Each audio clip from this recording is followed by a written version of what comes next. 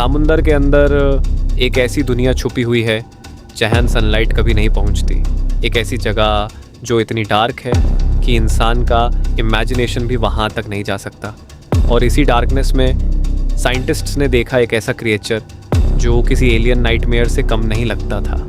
लंबे इम्पॉसिबल टेंटलस, एक floating ghost जैसी बॉडी और मूवमेंट इतनी स्ट्रेंज कि पहली बार फुटेज देखने वाले रिसर्चर्स भी शॉक हो गए थे। ये क्रीचर था the big fin squid. Big fin squid को ऑफिशियली पहली बार 1907 में आइडेंटिफाई किया गया था, लेकिन उस वक्त साइंटिस्ट्स को इसका सिर्फ डैमेज्ड बॉडी सैंपल मिला था, इसलिए कोई प्रॉपरली समझ ही नहीं पाया कि ये क्रिएचर एक्चुअली दिखता कैसा है कई डेकेड्स तक। बिग फिन स्क्विड साइंस की सबसे मिस्टीरियस डीप सी स्पीसीज में से एक बना रहा। फिर 1988 में डीप सी सबमरीन्स और अंडर वाटर रोबोटिक कैमरास ने अटलांटिक ओशन की एक्सट्रीम डेप्थ्स में एक स्ट्रेंज फ्लोटिंग क्रीचर रिकॉर्ड किया। और जब साइंटिस्ट्स ने फुटेज एनालाइज की, सब शॉक हो गए। क्रीचर के फिन्स अनयूजुअली लार्ज थे, इसी वजह से इसका नाम रखा गया बिग फिन स्क्विड। लेकिन इसका सबसे टेरिफाइंग फीचर उसके फिन्स नहीं थे, उसके टेंटलस थे। इस स्क्विड के आर्म्स और टेंटलस इतने लंबे होते हैं कि कुछ साइंटिस्ट्स बिलीव करते हैं कि ये 20 फीट से भी ज़्यादा एक्सटेंड हो सकते हैं। और सबसे स्ट्रेंज बात, ये tentacles weird elbow like angle पर बेंड होते हैं, जिस वजह से इसका शेप किसी अंडर वाटर पपेट या एलियन मशीन जैसा लगता है।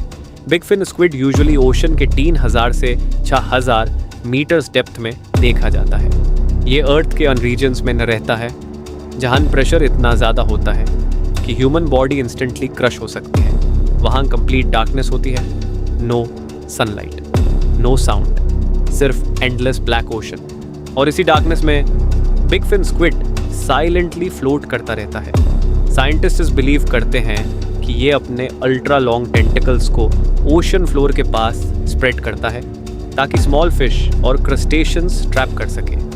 लेकिन ट्रूथ ये है, हम अभी भी इस क्रीचर के बारे में बहुत कम जानते हैं क्योंकि ये एक्सट्रीमली रेयर है। डीप ओशन एक्सप्लोर करना इनक्रेडिबली डिफिकल्ट है और आज तक दुनिया में इसकी सिर्फ कुछ ही कंफर्म्ड साइटिंग्स हुई हैं। इसी वजह से इंटरनेट पर कई लोग इसे रियल लाइफ एलियन कहते हैं। और ऑनेस्टली रीज़न क्लियर है, इसका मूवमेंट नेचुरल नहीं लगता, इसका अपीयरेंस अर्थ के नॉर्मल एनिमल्स जैसा नहीं लगता, और जिस जगह ये रहता है वहाँ ह्यूमंस ऑलमोस्ट कभी नहीं पहुँचते। साइंटिस्ट्स के अकॉर्डिंग हम मून के सरफेस को ओशन फ्लोर से ज़्यादा अच्छी तरह मैप कर चुके हैं। सोचो, अगर इतना स्ट्रेंज क्रिएचर ऑलरेडी एग्जिस्ट करता है तो डीप ओशन की डार्कनेस में और क्या छुपा हो सकता है। लेकिन बिग फिन स्क्विड सिर्फ एक स्कैरी क्रिएचर नहीं है, इसका एग्जिस्टेंस साइंटिफिक वर्ल्ड के लिए बहुत इंपॉर्टेंट है।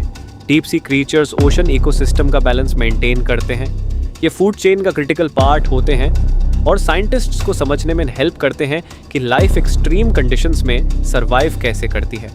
बिग फिन स्क्विड जैसे ऑर्गेनिजम्स हमें एवोल्यूशन के हिडन सीक्रेट्स भी दिखाते हैं। अगर ये स्पीशीज डिसअपीयर हो जाए तो डीप सी इकोसिस्टम का बैलेंस अफेक्ट हो सकता है और ह्यूमैनिटी एक ऐसे क्रीचर को लूज कर देगी जिसके बारे में हम अभी प्रॉपरली समझ भी नहीं पाए। सबसे scary part, human activities slowly deep ocean तक पहुंच रही हैं। पोल्यूशन, डीप सी माइनिंग और क्लाइमेट चेंज अन मिस्टीरियस हैबिटेट्स को डिस्टर्ब कर रहे हैं जहां creatures like big fin squid survive करते हैं। और शायद हम अनअवेयरली उन स्पीशीज़ को डिस्ट्रॉय कर रहे हैं जिन्हें ह्यूमैनिटी ने अभी ट्रूली डिस्कवर भी नहीं किया। बिग फिन स्क्विड हमें एक इम्पॉर्टेंट रिमाइंडर देता है कि अर्थ पर अभी भी आइसी वर्ल्ड्स एग्जिस्ट करती हैं जो कंप्लीटली अननोन हैं। और शायद ओशन के डीपेस्ट डार्कनेस में अभी भी ऐसे क्रीचर्स छुपे हुए हैं जो हमारी इमेजिनेशन से भी बियॉन्ड हैं। Because sometimes the scariest monsters aren't in space,